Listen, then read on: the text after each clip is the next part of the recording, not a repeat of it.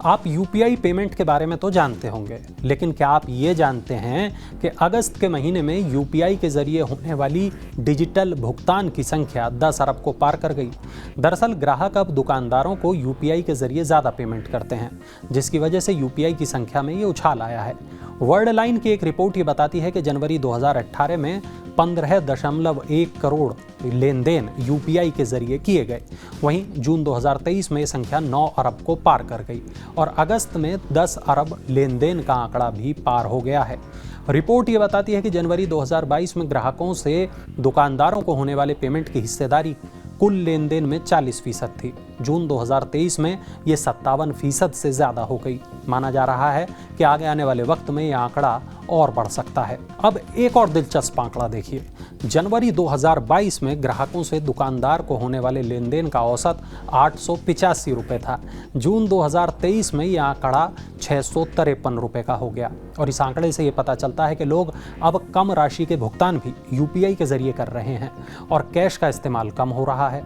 यही नहीं, लोगों में आपस में भी यूपीआई के जरिए लेन देन में बढ़ोतरी हुई है और देश भर के नेशनल हाईवेज पर इलेक्ट्रॉनिक तरीके से टोल कलेक्शन जो हो रहा है वहाँ भी ये अब काम कर रहा है। कैश के ज़रिए यहाँ पहले काम होता था जिसमें वक्त ज़्यादा लगता था और टोल प्लाज़ा पर लंबी लाइनें लगी रहती थी, लेकिन अब इलेक्ट्रॉनिक तरीके से पेमेंट हो जाता है, जिसकी वजह से यात्रा करना पहले से ज़्यादा आसान हो रहा है। वर्ल्डलाइन की रिपोर्ट में ये बताया गया है कि इस भुगतान में भी यूपीआई का इस्तेमाल बढ़ रहा है। और आपको ये भी बता दें कि दुनिया के कई देशों और संस्थाओं ने भारत के इस यूपीआई सिस्टम की तारीफ की है। वर्ल्ड बैंक के डॉक्यूमेंट में तो ये भी कहा गया है कि भारत ने डिजिटल इंफ्रास्ट्रक्चर के मामले में पिछले 6 सालों में काफ़ी तरक्की की है। गौरतलब है कि यूनिफाइड पेमेंट इंटरफेस यानी यूपीआई को साल 2016 में लॉन्च किया गया था। इसे national payment corporation of India यानी एनपीसीआई ने बनाया है।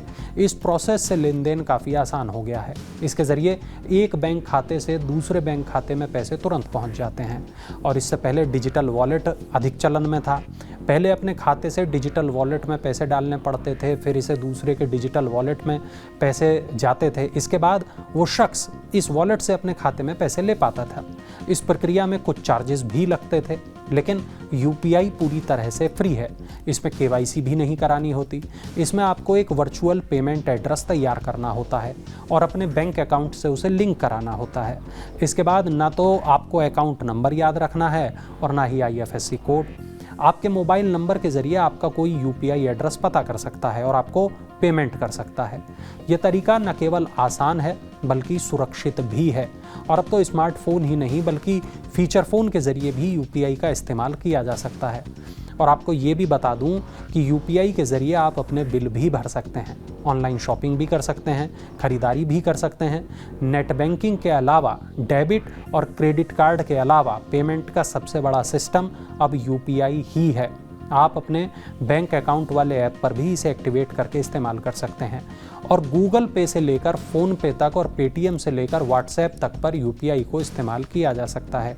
यूपीआई की सफलता ने दुनिया भर में भारत का डंका बजा दिया है और अब देखना ये होगा कि आने वाले महीनों में यूपीआई और कितना बढ़ेगा और 10 अरब के बाद अब कौन सा नया रिकॉर्ड बनेगा।